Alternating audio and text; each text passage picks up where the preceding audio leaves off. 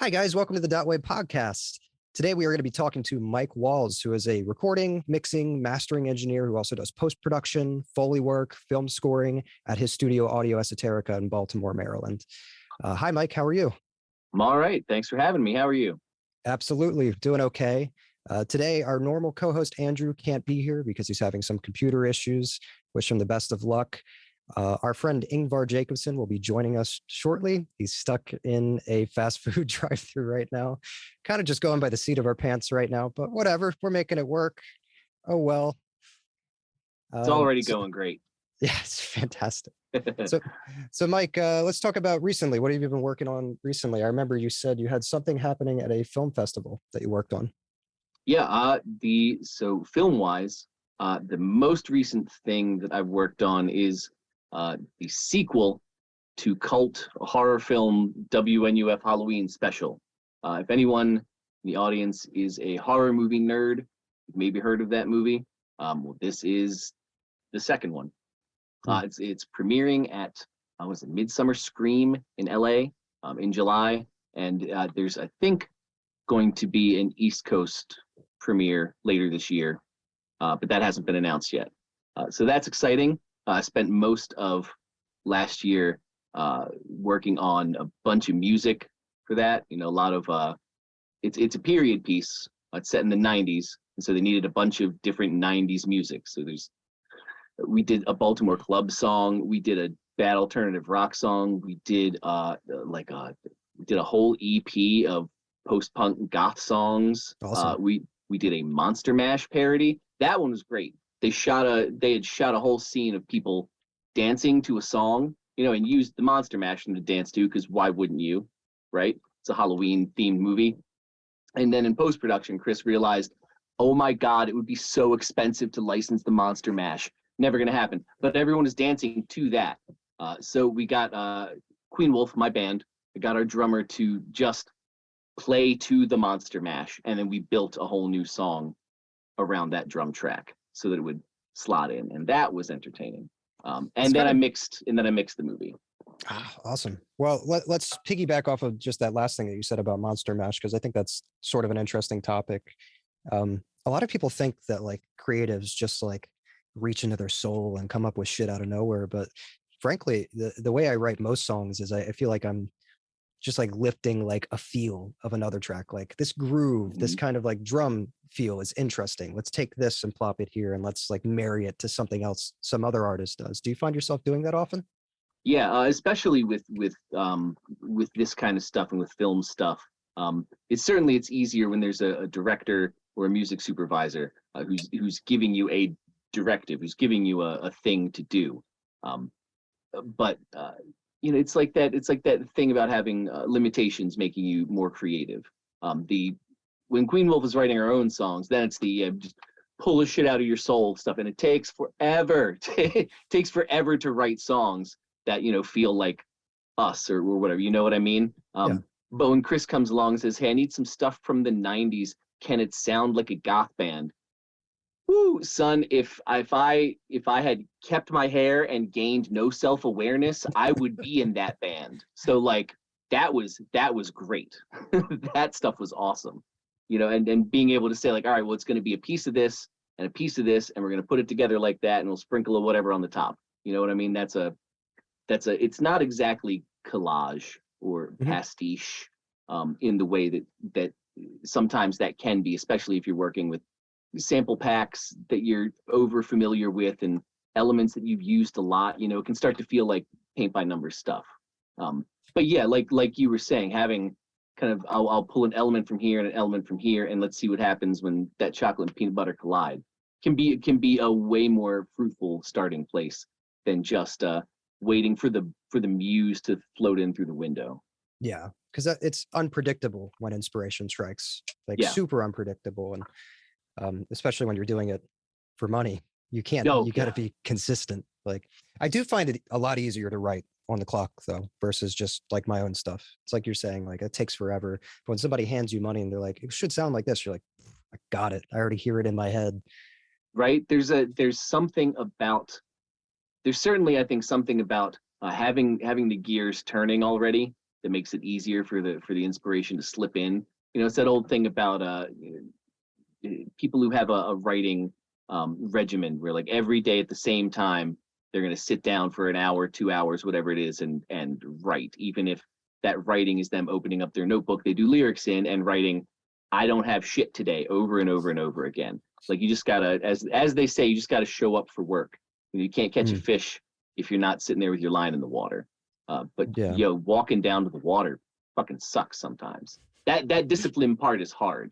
And you're Yeah. right. That's where the money helps with that. When someone says, "Here's a pile of cash. I want you to do this thing," then boom, boom, boom. I got ideas, son. Let's go. There's something to that. So is it normal in the film world for jobs to last for, like you said, the majority of a year? That was what you were working on. It depends. It depends on the project and the process. This movie, it was getting finished during quarantine, so that ended up stretching things out and made stuff more protracted. It might have been done a lot sooner, except that all the elements weren't filmed and finished. Right. There was another movie I did with Chris that came out last year, finally, called "What Happens Next Will Scare You," that took 5 years to finish. There just were various. This person couldn't finish this edit, or the color timing wasn't right, or there's just one thing after another. But Call Girl of Cthulhu, he made WNUF while he was, like, I think getting ready to make Call Girl of Cthulhu, and like shot it, I don't know, in like 3 days or something. That one was done in no time. So like, there's almost no rule. It's like someone who's like, well, how do you make an album? Like, what do you mean? And how, like with a band, you like for a rapper, how do you make like an orchestral recording? What do like how, but yeah, like how long does it take to make an album? I don't know, man. So they're all super different. A year is not a weird amount of time though. Between like when they kind of get a finished edit together, or at least an assembly edit, right, and start tweaking things, and maybe you start getting some music in, and they have to re-record some dialogue and blah blah blah. Post-production can take a long time. Do you find that there's a lot more job security because of that, in terms of working on film rather than working with bands? No, no, not really. It's almost the same as with music. Kind of, you get into relationships with other creatives and other people, and that is the thing that makes it more sustainable. This person introduces you to that person, you return business from that guy has a good experience, and he tells her that she should go record with you. It's the same thing with film stuff. If you can do a good job and get done on budget and on time, people who do stuff will recommend you to other people who do stuff. Sadly, I have not found any other surefire way to make the thing go. Otherwise, I probably would have a really annoying YouTube channel about it or something. Yeah, speaking of annoying YouTube channels, I started to do YouTube content recently for a smaller label, the Total Deathcore. They do heavier stuff, and cool. So it does seem like everybody has to branch out now. You can't really just be like, here's the one thing that I do. You have to just have your hand in a million different pots to secure your future doing this. Yeah, absolutely. Well, and it's just the nature of shrinking budgets, and shrinking technology make it such that a person can and often has to do more than one job. When it took 5 BBC technicians in lab coats and all of Abbey Road to mic a drum kit, that was a whole different thing than where it's, now they expect you to show up with a bag full of mics and a laptop, and like, so it's going to sound like Meshuggah at the end, right? It'll be awesome. You know what I mean? Like, and that is just the nature of art and technology in general, I think. So we're at a place now where like, I would love if my only thing I had to do in life was just like mic punk rock drum kits. That's the most fun. It's so fun. I never get tired of it. I love to do it every time. I love to do all the other stuff too. But if I had the choice to just do that, yeah, I would just do that all the time. But like, yeah, you gotta branch out and diversify, keep growing skills and moving where the stuff goes. I don't know why that's such a common thread with audio engineers, is that miking up something tends to be the most enjoyable part of the job. Because yeah, it's the same thing for me. Like you get to experiment, you get to like think and be like, okay, would this mic work well in this situation? Let's find out. You get to fuck with outboard gear and like get tones and stuff. Like so I fun. I think for me, part of that is that it's the most um, immediately collaborative part of the Mm. process in most cases. Even with mixing, even if the person's sitting next to you, you know that they have to, or at least you know that they are trying to, whether they're aware of it or not, calculate the difference between like the speakers in their car and the headphones they're used to versus your room. Does the bass sound right? If it's a guitar player, they're just thinking, is the guitar loud enough? I'm a guitar player. I'm allowed to make that joke. So like there's so many factors with that. They're worried about how the final thing is the bass player going to like it. But when it's just, all right, man, let's set up these mics. Does the guitar coming out of these speakers sound like your guitar over there? Do we want it? Is that gnarly? Do we need it gnarlier? Is it good? Do we like the set? Like it's right away. Does this snare drum sound awesome? It's a little flubby and I need it to be more cracky. You know what I mean? Like right away, you're doing stuff, you're communicating, you're getting a result. Mm. Whereas when you send mix final revision final A10, like it doesn't feel the same. It's a Yeah. necessary part of the process, but it's not as fun as when you do a thing and turn around and say, is that awesome? And the band goes, it's fucking awesome. Yeah. That's awesome. That's awesome. Just if is. there, if there's one part of the job I could do without, it would be editing. Since I work on like musically, I like a lot of shit. And like I Mhm. really don't actually listen to much heavy music myself anymore, but a lot of my work is like really precise, modern, heavy sounding stuff. So like Yeah. editing, just so much editing, drum editing, and then you got to check phase on everything, and guitar editing, bass editing, and then oh fuck. And now I'm even now I've started sampling kits that have been Oh using, which is yeah. cool, but that's another layer of like, okay, I have to now edit that together. I have to take a couple of hours to do that each time and create trigger instruments, and just it just stacks up, man. The more you get into it, it's just mountains of work. It weirdly, I really like editing Mm. in a really nerdy like that's one of those. There are a lot of things in life I have imposter syndrome about, but Mm. I am sure that I'm an audio engineer because I like manually stripping the silence out of toms You're and fucking like crazy. getting the fades just right so that the Yeah. tom rings out just right for that roll. So fun. It shouldn't be. That's insane. That's not a normal thing.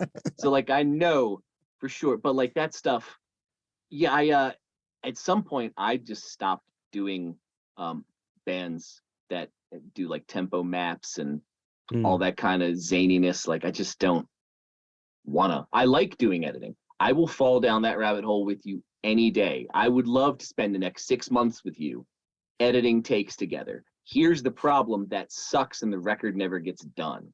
Mm. Right? Like I will absolutely just keep doing that forever and lose the plot.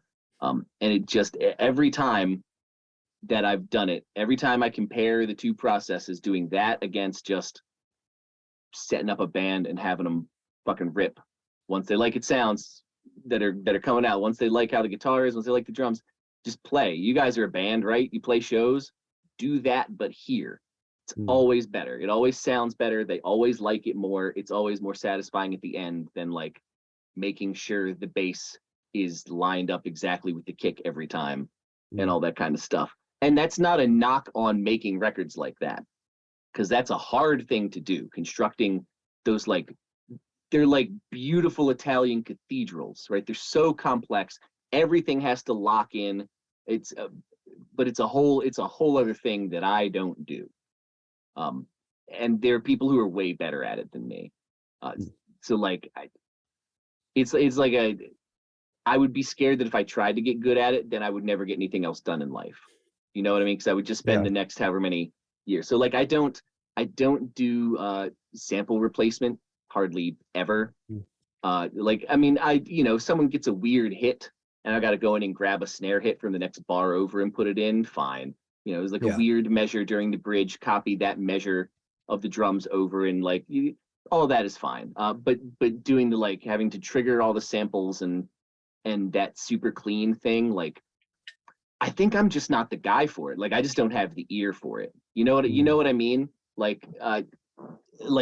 There are dudes like Jack Joseph Puig who have just incredible. It's like their eardrums are made of finely tuned crystals, and they can hear every bit of high end. It's the cleanest shit you ever heard. You put on, like Peter Gabriel, and it's just what are you going to complain about? Sounds incredible. I for sure can't do that. I do not do that. But if you need just the most aggressive, uncomfortable, gnarly, non-musical, musical punk band sound, like how do you distort everything but still hear everything? Mm. Now I'm your guy. Now we're in my territory. Like I can do that kind of filth. So Well, I just, I you think that's know, interesting because like that's something I was enjoying about your productions is like there are like two ways to go in terms of productions, right? You either go for as clean as possible or you go for like aesthetically dirty. And I like that yours are that aesthetic, like distorted type of dirty because it's one, I love bands like that. Honestly, I listen mostly to bands like that nowadays where it's like shoegazy or like, punk bands like that, where it's like, it's not the cleanest sounding, but it's cool sounding. yeah, Um, and two, just because it's way different from what I do. And I frankly don't know how the fuck to do it. So, no, I hear um, you. And like, that's like any time I listen to, I don't know, name any number of deathcore bands, any of Meshuggah's several albums, any of that stuff that's like super rigid, tight, and mhm. clean and together. Fucking love it when it punches like a fucking machine. It's awesome.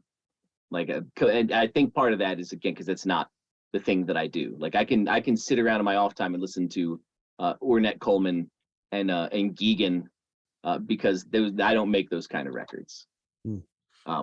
But I think it feels like there's been kind of a shift back toward that kind of stuff, Yeah. just amongst at least amongst engineers, if not yet consciously amongst the buying public or whatever. But I feel like the last few years, engineers, especially like young dudes younger than me, I'm 41 somehow, which I never expected to be that old. It's fucking weird. But like dudes younger than me, I feel like the last however many years of super clean samples and everyone has access to Steven Slate drums and all that kind of shit, right? Like they're just looking for unique stuff. And I think people are coming back around to finding like, well, the one of the quickest ways to get a really unique guitar sound is to pull your hair out setting up mics because like it'll Mm. never be perfect. There's always going to be a phase problem. The high end's going to do something weird. It's never going to sound like that perfect Marshall uh, uh, clone in the Kemper. But like I think people want more of that now. Like now that there's so much access to the clean stuff that everyone has, we're all looking for flavor to add, right? Like there are a million super clean compressors. There are a million super clean preamps, but we're all looking for some kind of character. And I think that imbuing that character is the thing that is just easier to do when you're capturing it live. Well, it feels better, like you're saying. Like it's more natural to distort something and like because it's more about emotion than rather than like being clinical and precise. I've noticed that trend a lot.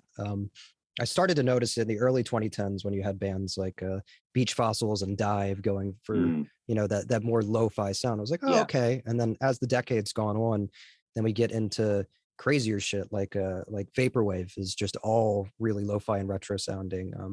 There's this new genre called funk, which is just like blown out sounding trap music essentially. Like it's crazy. It's super distorted and Okay. fucked up.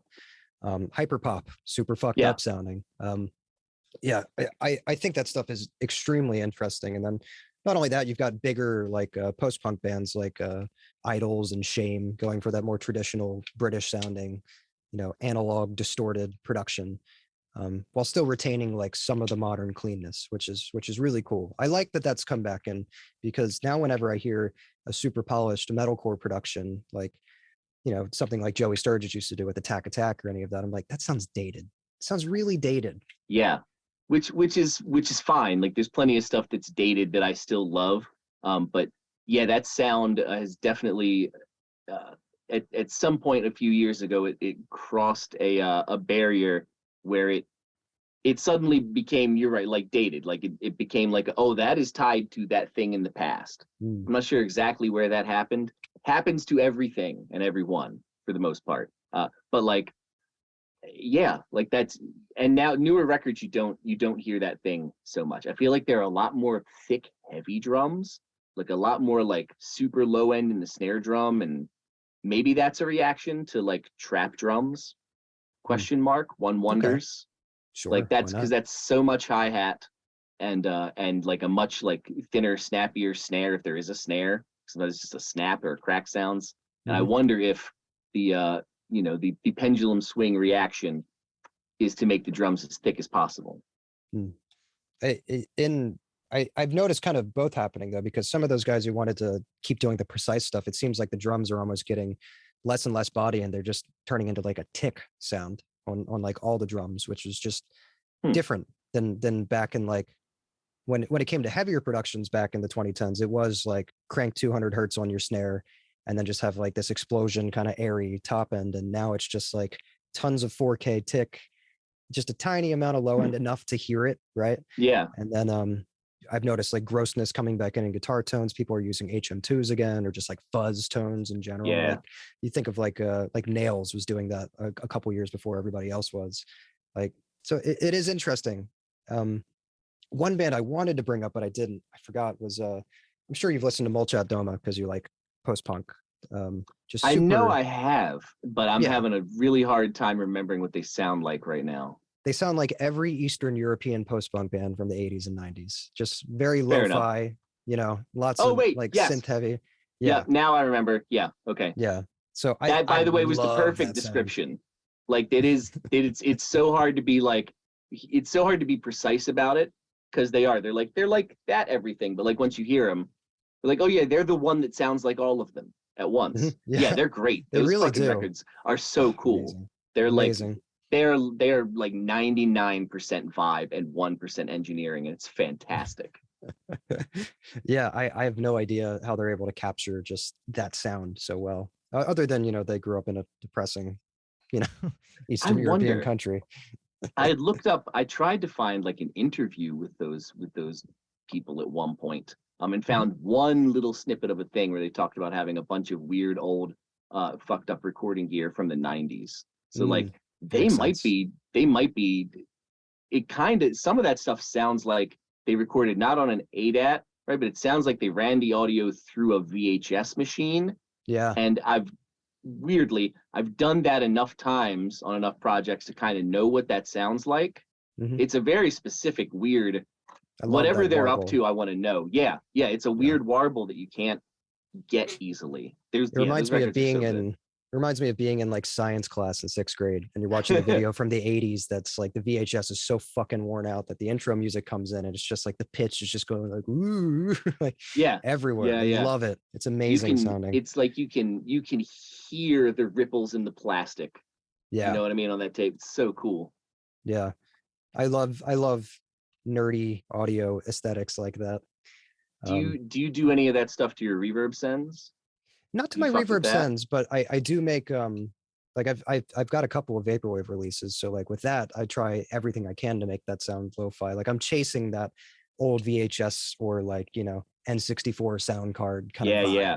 Because that's what I grew up with. So I like hearing that stuff. Um yeah, yeah. I, Not on my I got reverb sends though. That's interesting. I got really into adding um, either tape emulation and selecting like a jacked up cassette tape Sure. model, or stuff like that to add that warble and that nastiness and that unpredictability to the reverb sends. And I'll Mm. usually go through and grab whatever the wow and flutter control or whatever it is, and just add a bunch of random automation Huh. throughout the song, just to, and like slow stuff. Yeah. You don't want it to go like wow, wow, wow and be really obvious, but just randomize it, because like rooms don't react in a regular, predictable way for the most part. There's weird shit that happens. You move slightly, so what you're hearing changes, and there's a Mhm. phasiness. You get a different reflection. I find in a lot of cases, not every, in a lot of cases, doing that to like a drum reverb send does wonders for making it feel more believable. Mm. feel more like a room. You add that and like a little bit of modulation blended in on a wet dry, like just a little bit of chorus to fuck it up. Can take it from being like, oh, cool reverb plugin to maybe not like, oh, cool room, but at least close to like, is that a room? I'll take Yeah. is that a room sometimes. Like Mm. it's enough to, here's what I'm trying to say. It's enough to make the reverb work and not be distracting in a mix. Ah. That's what it is. Ingvar, when he joins us, we can bring this point back up. I know he does a lot of that. Like he uses things like brower motion to Oh yeah, add yeah. just like lots of like filter work. So his mix is always kind of like doing something different. It's not stagnant, like you're saying. And I've been kind of interested in that. I've done a lot of automation recently, but like I'm always interested in like what are some tools that I could use just to make the process, you know, automated, I guess. Yeah. So I don't have to do it by hand. Like whenever I do electronic, I'm always using LFOs to manipulate stuff to give little bits of movement. So I wonder if I could bring some of that into, metal stuff or rock or whatever I may be working on, and if that would work. I don't fucking know. I think it probably would. Mm, Personally, I use that, like I'm talking about. I use that kind of stuff a lot. mm, With when you're recording a full live band, which is most of what I do. Just the whole band without vocals. Usually because the vocalist is a bit shy about that, but if they'll do it, I'll just track the whole band live in the very room. cool.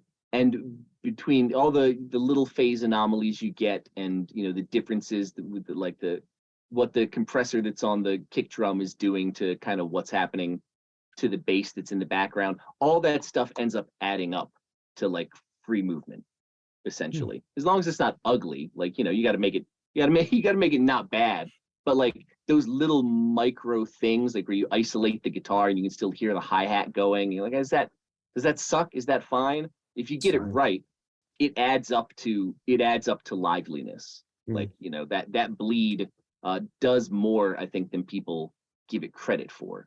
Like I keep you a hear lot of people, bleed in my drums for that yeah, same reason. Like some people like to strip gate everything, and I mean I'll do that on toms, and I don't know, this mix I might mess with using MIDI to trigger gates just because why the fuck not? But generally, like kick and snare, just like full bleed. Why not? yeah, Like all that shit sounds great, honestly, and yep, it gives like I mix LCR. So like all the bleed actually, it takes some of the stuff that's been pushed out to the sides and like pushes it. It kind of gives it like more of yeah. an idea of where it actually is on the kit rather than having to pan stuff there. It'll like psychoacoustically do that for you. So you can still have the nice separation of LCR, but Yeah, when you get it right, it gives not you a saying it depth. properly. No, Yes. I Yeah. totally get what you mean. It gives you kind of a depth and cohesiveness that you can't fake as easily. Because Mm, it is, the drum kit really is one big instrument, right? So like having to close mic it and the room mics and add all that stuff up, it's like miking individual sections of strings on a piano. It's a mhm. pain in the ass, but if you do it right, you can get a beautiful balance. And part of that balance is hearing the other strings ring, right? Like, and it's the same with the drums, I think. You don't want crazy cymbal wash in the toms. No one fucking does. But like stripping them totally silent also feels weird. Yeah. The right level of bleed. I've been using, weirdly, I've been going really 1970s and using expanders a lot lately Ah, for my toms. yeah, yeah. Those are Like nice, man. Those are miking interesting. miking the top and the bottom, because the bottom is real close to the bottom head. It's not picking Hmm. up much bleed of anything on most of the toms ever. And then I'll uh, key the top mic from the bottom mic. So like, it can keep washing around up there. You get a real big snare hit.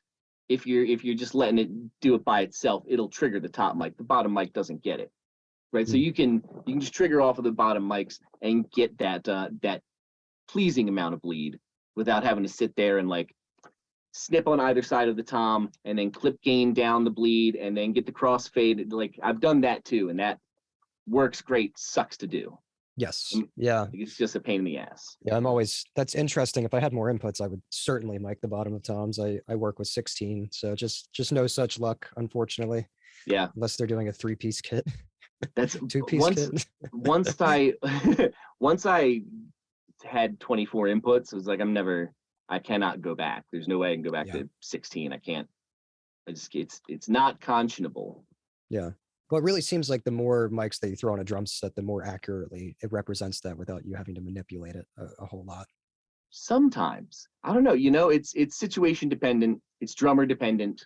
Uh, it depends on what mics you put up. Like there are some drummers who the death metal number of mics is the way to go, right? Like spot mic, Mhm. every cymbal, top and bottom mic, everything. Put up room mics, put up a mid-side pair, put up distant mics, mic the far wall and compress it for fuck's sake. And then sometimes you get some bad motherfucker who you just need two overheads and maybe a kick drum mic, Mm. maybe, because they just Yeah. play so hard and so balanced that like it doesn't matter where you put the mics, they sound good. And Yeah, I that's guess the genre does, it depends on that. Like there was a like a kind of like soul inspired track that I mixed recently where it was just three microphones on the kit and it sounded great. yeah. Um, yeah, you are correct. It's tough. Like but like it's not like I don't want to put up 17 mics on that soul drummer because It's I fun. absolutely do. And then sit there and like solo all of them and be like, man, that middle tom sounds fantastic. Like I'll do it absolutely, but like sometimes all you need is those three. I've been interested. I saw a technique that they use on an Amy Winehouse record. I think it was actually just the song Rehab, where it's just literally an SM57 like crotch level, slightly above the kick drum pointed like at the side of the snare. Yep. And I want to fucking do a song like that. It's It just that works. pushed It into works saturation. upsettingly well. Yeah, if you smash the shit out of that with Yeah, the right yeah. plug-in or preamp or whatever. I keep that mic in my standard drum kit Mm, setup all the time. Like I've got a 57 or an Audix i5 that I I jam love the in there, i5. So right? It's good. great. Yeah. And just smash it. I watched Garrett's interview that you Yeah. guys did, and Yeah. he was Garrett's a talking cool about. guy. Yeah, I love Garrett, fantastic dude. And he was talking about the Air Windows plugins, which Yeah. I think I'm probably the one who told him about those. Me and Garrett, Carlos Guillen, they're a bunch of engineers who we all message each other. We find some. Oh my god, have you tried this thing? Um, but Air Windows has that Mackie emulation. It's just is an emulation of like a '90s Mackie board that just distorts in a way that nothing else does. So I'll take that Mm. center mic and just smash it and blend it in, and it's perfect. It's always the right thing. Air Windows Mackie. All right. I'll make sure to grab that one because I Air like how Windows, your distorted stuff sounds. God, shout out to Chris from Air Windows. That guy's a friggin' genius. He lives in like a cabin in Canada somewhere and just makes these plugins that are incredible. I Hell love yeah. them. I mean, I love free stuff. I spent entirely too much money on plugins and Black Friday last year just to upgrade because I felt like a lot of my stuff was starting to sound dated, like we were talking about earlier. Like my Mhm. Slate samples are just like these just sound old. So I upgraded those to like get good drums because they had a lot of really, really good sounding shit for more modern sounding drums. I finally caved and bought Sooth 2, which is proving to be the best purchase I've ever made. I mean, holy I shit. haven't yet, but I'm so close. I'm gonna Holy crack shit. sooner or later. Holy shit, you have to get it. I know. It is just insane. I mean, I don't use it on everything, but the things that I do use it on, I'm like, nothing else could have fixed that in the way that Yeah, it did. It's I just know. perfect. Oh, it just adds a sheen on the stuff, which is just impossible to get unless you want to make like 30 super tiny dynamic bands and actually go at it. Uh-huh. But It's Soothe, the it's the same. I just broke down and finally got the Pro L2, Bad Filter Pro L2 yeah. limiter, which I don't know why I didn't get it sooner. I just Is didn't. it good? I haven't used it. It's fucking awesome. Yeah, there's a reason so many people love it. It's Mhm. the same with the Soothe. Like I don't know if you ever watch any of Eric Valentine's channel, I that think I've checked producer. out like one of his clips at some point. Like, yeah, I do He's watch audio YouTube Yeah, occasionally. yeah. So he's I love a lot of his records. And he's the place where I saw Soothe for the first time. But also he was, I don't know, doing some session using the Pro L2 and smashing like 11 decibels of gain reduction into it, and it sounded great. I was like, Holy oh, shit. fine, all right, I'll get it. And it's great. It is. It's fantastic. But I, for years, didn't buy any plugins ever. I don't think I paid for a plugin until 2018, Mm, maybe. And I wasn't stealing plugins. I was just using free plugins because all the wow. Linux stuff was open source. Ah. Um, and So kind there's of like so a many. Max for Live kind of thing where people would just make really fucking good plugins for you to use. There used to be this incredible mastering suite that existed for Linux that I loved, and I was so sad when that died and went away. But I don't know, I didn't buy anything until then.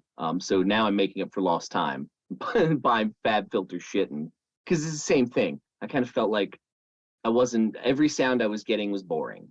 I Yeah. wasn't it wasn't inspiring. My shit was starting to sound kind of samey. Like, all right, well, there's that guitar sound. And just getting a couple of good compressors and saturators makes a giant difference. Have you tried that Shadow Hills mastering compressor I haven't. plugin? The one that they gave away for free. I have it. I've messed with it a little bit. It seems interesting. I haven't really like I know it's supposed to be like an optical compressor and then like an SSL style compressor, Mm-hmm. but I also recently got the SSL native stuff. So Oh, I okay. use that and I'm like, but then I compare it to the SSL native compressor. I'm like, well, do I really need Yep, do I really need this other one? that It makes looks sense. cool. Yeah, the optical compressor on it seems really gentle, which is Yeah, interesting. Like you can just it's compress it a very lot. it's nice and smooth, that optical. For the 4th of July, they had a sale, and I got the Class A full version because it was like Ah, $40, which is 10% of the normal price. It, yeah. that's so stupid, so low. Why wouldn't you? Yes. Oh gosh, I'm blanking on the dude's name. The guy from Nightlife. The guy's the producer in that band. My Oh shit! I know apologies. I've met the drummer from that band. He came over once at the last studio setup I had just Oh, to like cool. come like get tones and like figure out the room a little bit. Nice Nice. guy, Isaiah. Really, Yeah. really cool guy. Yeah, I'm blanking on the dude's name. It's like Gretel something on Twitter. I don't know. Like, we chat on Twitter, right? And he Yeah. mentioned that it was on sale, so I grabbed it. And he was like, "This thing, every person I've heard talk about it, they're like, it's basically, it feels like cheating." Which, Mm, that sounds like ad copy. that But does. then Yeah. but then I downloaded it and slapped it into like the last band practice I recorded, and just picked whatever the drum setting was, and all of a sudden my mix sounded $1,000 more expensive. It's Shit. fucking stupid. I'm mad. I own the plugin and I'm mad about it. Like, it's very fucking nice. It's Mm, very rude. But the SSL stuff is as good. It's the same thing where you put it yeah. on and you're like, okay, well, that's just already objectively better. Yeah. Whatever it's doing, I like that. The fuck something that feels like cheating that I'm considering buying, but I'm kind of on the fence is that STL control hub thing that they just came Oh, out with, where it models like entire signal chains of outboard gear, and they'll just give you a couple parameters to mess with. But it's like they had one come out for Will Putney, who's one of my favorite producers. So I just check it out and I slap on one of his mastering presets, and it is modeling the entire thing. Like each piece of gear, it has it listed. It even has like FabFilter Pro Q on there. It's like, oh really? wow. But you can tweak it certainly. Like there's a enough, you can tweak it enough to where it's like you're not stuck with the sound that it has, but it's modeled that chain and like all of the analog noise and circuitry that's gone into it. And I don't know if I'll buy it just because it's kind of buggy and the interface really isn't all that easy to use and it seems kind of Hmm. CPU heavy. But there were a couple things that I tried it on. Like I just put the mix bus on and it felt like fucking cheating. Like it really, I put it on, all of a sudden my low end is full. My top end is like brighter, but not harsh.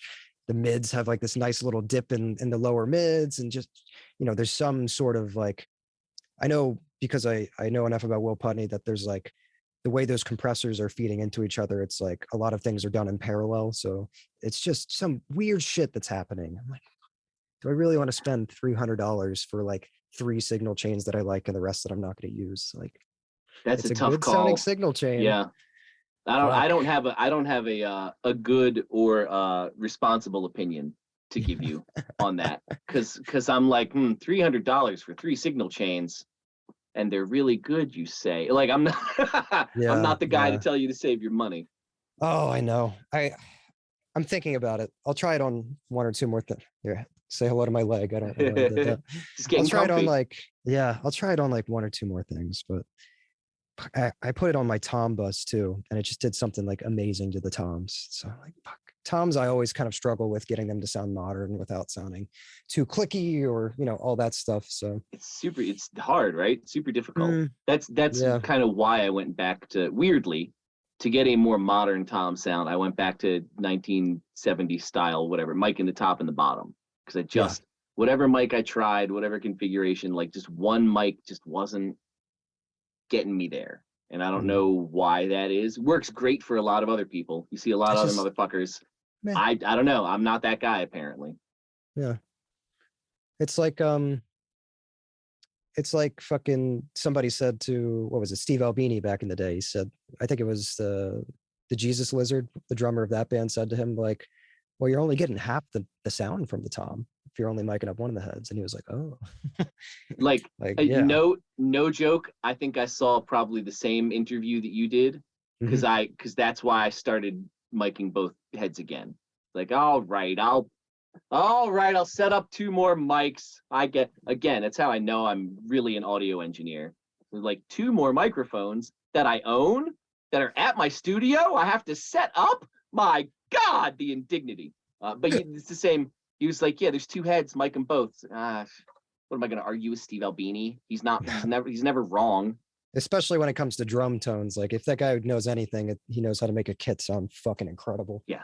Whatever Steve says to do, fucking do that and it will work. Yeah. Although granted, Steve is like cool guy, but he does get a little pretentious when it comes to like modern sounding productions, where it's like with you, you're like, that's not something I would do, but it's cool. With him, it's like, he's like, I don't think that's my job to make stuff sound like. I'm like, all right, Steve. He's sort of mellowed on that in the last few years a little bit. But yeah, he was real like hard line about this is what real engineering is and all that kind of. And I'm like, I don't know, man, does it make something that sounds awesome? Great, then it counts. There you go. If I started discounting all the things that I don't or couldn't do in life, there wouldn't be anything. I'm not that good. I'm not talented. I can't do stuff. You know what I'm saying? Like, someone does it different than me. Awesome. Great. Now I have 2 things to listen to. You know what I mean? Well, I also just find the differences in processes like interesting and exciting. Like, for some people, it's like, why would you do it like that? And they get all pissy. But to me, it's like, why would you do it like that? That's interesting. I wouldn't expect that. Going back to toms, like you said earlier, there's a technique that I've noticed people doing recently. I think it came from the place I saw it. I think it was a guy who recorded like Seamus or something like that. And he takes like the snare top and bottom, and then he duplicates the top mic, right? And he inverts the phase and then high passes it up to like, 4K or something like that, 3K.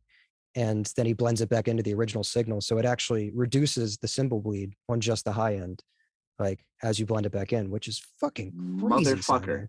So you can just boost more top end. Like, insane. That's wild. I'm absolutely going to do that literally tomorrow. Yeah, I've wanted to fuck with it ever since I saw it, and I haven't had the opportunity. Because, like, you know how it is, sometimes there's all this stuff you want to fuck with, but if like you're working, it's like you just gotta get shit done. Like, you have your process that but isn't that fucking fascinating? Wow. Yeah, that is a cool fucking trick. Yeah. Let me see if I can find that video for you so I can send it to you, because I'm sure there's a bit more to it than I said. But there, back to Steve Albini. I saw a thing with him recently where he was talking about, multing the snare mic and having the one track that is the one you're gonna have, open that you hear, and you're smashing it with a limiter, EQing it, doing it all that kind of stuff to it. You take the second recording of it and key your expander off of that, so that like. You can tailor the decay in the ring of the snare to be natural, but still have your smashed to shit, limited, distorted, compressed, whatever kind of sound. You know what I mean? It's like a faster cheating way, rather than like get it all fucked up and then you got to gate it or do whatever. You know what I mean? Like, so you're like taking, just because I was sending you that link, so I was like half paying attention for the start. So you're taking like a track that hasn't been smashed to shit. You duplicate it, just take the raw, and then you trigger it off of that. Okay. Yeah. That then makes you sense. Just key your expander off of that, which is such a like, it's such a simple, obvious kind of move, and it never occurred to me. It's one of those things. The same with the like, oh, if you flip the phase and then you blend it in, you're like, oh yeah, of course that works because that's physics. But Fuck, what? Yeah, like fuck me, man. Why didn't I think of that? Right? Right? I get mad. Why didn't Yeah. I? Well, Why it's just not crazy to me? it's crazy to me, like how people are still thinking of new techniques like that are so obvious. We've never thought of them, and yet we've had the ability to flip phase on things and high pass things since the fucking console was invented. Uh-huh. Yeah. There's just there's always some clever nonsense to do with Mhm. microphones, and that's probably what keeps people like us doing this. Like Yeah. if it was, I mean, that's again, it goes back to people looking for ways to fuck sounds up, give them personality, make them different. Like it really is as easy as you can just get the perfect sound and plug it in. But it turns out it's not as fun. Like that by itself, it's fine. But Yeah. like once you add some distortion, right, you give it some personality, it starts getting weird, then it's fun.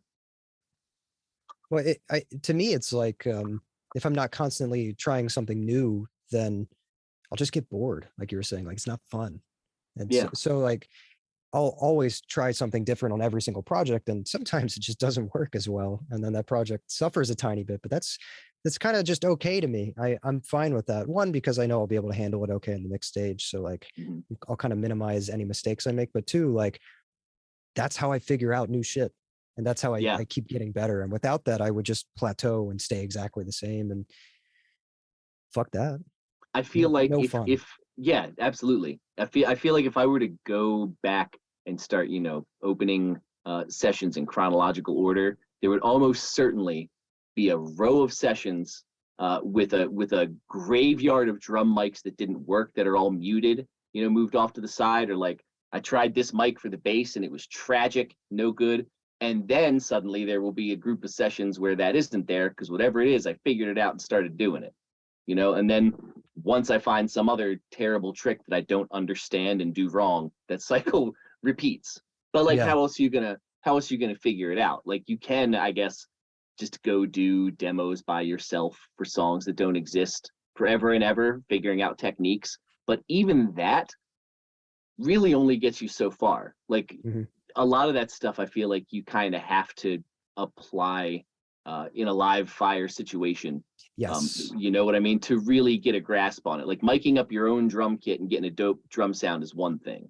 Uh, but once you have, 45 minutes to get the sound together, and, Brent, the drummer, is there and his kit is set up, and the bass player is going to go get too drunk to do the song if we don't get the drums going, like right now, that's a whole different level of do you understand phase. Yeah. But like Yeah. that's What? kind of what's fun about it. Yeah. It does seem like a lot of these let me see how to phrase this. I think it was like you were saying, live fire, like working under pressure is really the only way innovation seems to happen. Happy Or like, accidents. Yeah. yeah, yeah. Like all of my best mixes have been, the only reason they ever got finished is because I had a limited time. I had a deadline, right? Hmm. Like, and it the feeling sucks because while it's happening, it's like you're like, oh my fucking god, I'm gonna die. Like holy shit, like Yeah. the whole week. But then at the end of it, you're like, oh, okay, yeah, that turned out pretty cool. Yeah. It's that I feel like that's related to the thing you hear a lot of older producers and engineers talk about, especially in regards to digital recording, like the idea of people committing. Mhm. I'm sure you've run into that, talking about like people do, Sure. do 50 takes of a guitar. Why don't you just like get one that's pretty good and commit to it and go? Is this Mhm. drum sound good? Well, we're going to commit to the drum sound and build the record around that. Yes. Those time limitations feel bad when it feels like you have to sift through an infinite number of choices to get where you're going, Mhm. but you only have a limited time. It feels emotionally like you have to do an impossible task with no time, even though really, what do you got to do? You got to make it sound cool. Yeah. So if from the beginning you start like, does this sound cool? It sounds cool. All right, move on to the next sound. Get it good. Does it sound cool? Was that take cool? It's cool. Great. Then it just is cool. Those time limitations, I think, sting less once you just decide like, well, those decisions are made. These things are done. This is committed. And part of that is just a matter of either sometimes it's just the workflow in the particular project and the client you're dealing with, and some of it I think is just repetitions. You know, Mhm. it's just time at the board. Like the more you do it, the easier it gets to say, no, that's a good bass sound. You Yeah. know?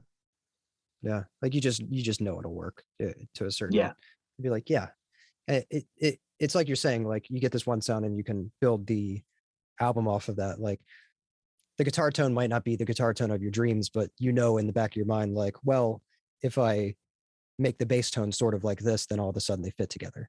Like Yep. you can kind of envision like the puzzle pieces that need to come together, which is which is why I actually kind of hate when people send me stuff to mix that I haven't recorded, because it's like I look at it, unless the engineer is like really good, of course, but when it's Yeah. just like a band's tracking themselves or something and I get everything, I'm like, none of this fits together. It's just a mess. There's been no artistry to take care to like carve out space for stuff before mixing's even started. The arrangement is cluttered, like all that shit, you know? Oh yeah, and all that stuff is difficult to learn anyway. Like even just the arrangement part, like learning to no, you don't need to do that roll there. You didn't need to do this little bass rip here. You probably don't need to have that chorus twice as long. Even once you get all that kind of shit down and like, we should double this guitar, we shouldn't double this vocal part, all that kind of, Mhm. and then you have to make the sounds add up together. Yeah. That's a whole other level. So I have a lot of empathy, for when that, we're all still with almost every mix. I think all of us get to a place where you're like, oh fuck, do I know how to make sounds fit together? What am I even doing? Like Holy shit. everybody, right? So like, so that I get, and that's just the nature of the beast. It is a whole different thing though when you get tracks from an engineer who knows what they're doing. And like I did a 7-inch for Integrity. It was for one of Oh, those very two cool. minutes to Yeah. late night things where they covered a Nothing song. I recorded the guitars and the bass. Wait, Integrity. Okay, I know that band. Which Mhm. Nothing are we talking about? Are we talking about like the shoegazy band Nothing? Yeah, yeah, Oh yeah, shit. yeah, Okay. yeah. They did a Hell split yeah. where they covered each other.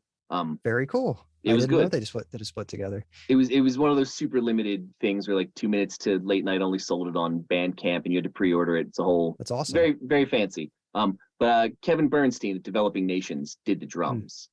So when I only got a stereo drum track, like I got the Oh mixed wow. drums because it was a thing they had just when they were working on the last Integrity album down at his studio. The guitar player Dom just said, "Hey, just do this with me real quick. It would be fun to cover a Nothing song." Like, did the drum track and had a scratch guitar track, and that was I don't know a year, 18 months before we ever worked on it. They just had this thing. So I got the stereo drum mix. I didn't know what it was going to be. I didn't think it was going to be bad because it was Kevin, But then I got it, and it's perfect. Sounds amazing because Kevin knows exactly what he's doing, and he's got that ear that we're talking about with knowing where the things are going to fit together. So it's not like, Hmm. oh, how are we going to get the bass to come through with the kick drums? All there's none of that. It was just get a bass tone that is good. Oh, how about that? It works with the drums because the drums are great. Something that is a tool that I've been using recently, where again, like it's something I bought last year. I don't use it a lot, but when I do use it, I'm like, nothing else could have done this. Which would help in a situation like that if you got something that wasn't ideal, where you just got a 2-track, right? Split EQ. That's a fucking cool plugin, man. What It's is a split EQ? So split EQ is an EQ that, um, let's see, how can I describe this? It is able to separate each band into transient and tonal information. So let's say, right? So Oh, so let's say you're working on drums and you just have like a loop, like maybe you're doing electronic or something like that. You mhm. get a splice loop and you're like, this is great, but the kick drum is too boomy, but I don't want to reduce the attack on the kick drum because that part sounds just great. You can go in, find exactly where that sound happens, lower just the body of the kick, while the attack would be exactly the same, and you're not fucking with the snare or anything in that loop. Or the opposite, if the snare is like assaulting your ears. Oh, my roommate's playing organ downstairs. I was like, "What the fuck is that?" Yeah, I guess he's home. Um, yeah, just really useful. I mean, some people are using it as their main EQ. I'm not, but in situations where something is just can't be altered, like it's something that's Mhm. been committed to, like it can do wonders. And it's just kind of amazing how, like with the snare, for example, if there's some ugly frequency or cymbal bleed, right? near the high end, but you don't want to get rid of the crack. You can get rid of just like the tonal part of it pretty effectively, or like a ring or whatever. That's cool. Yeah. I'm gonna check that out. Yeah. All right. Well, it has been a fucking hour, my guy. So I think Oh I'm my gonna let gosh, you go. already. I Cool. know, Well, no, thanks so much for it's been a having great me. conversation. Definitely, man. This will go up next week, Thursday, if I'm on my shit next week, which I wasn't this week. Cool. Working 6 days in a row will do that to you. Yeah, man, Boy. it's only the entire world on fire. I think we probably can be forgiven, all of us, for slipping on some of the deadlines. Yeah. But for sure, I'll send you some of those links. Link me to any of the Air Window stuff that you think is interesting, because now that I've had 2 people tell me about them, okay. Oh, That's I mean, cool. I know Garrett said that they have like a bundle of stuff, and honestly, just go get all of them. They're so light on the CPU. Like the guy basically doesn't create a GUI.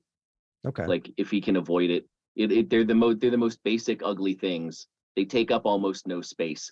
Get all of them because they're free, and Yeah. it's stuff where like it's like the split EQ. Like it's a thing where like some of them are a square wheel, and you look at it and go, I have no idea the fuck I'm ever going to use this for. I don't know what this is supposed to do. I don't know what anyone would do.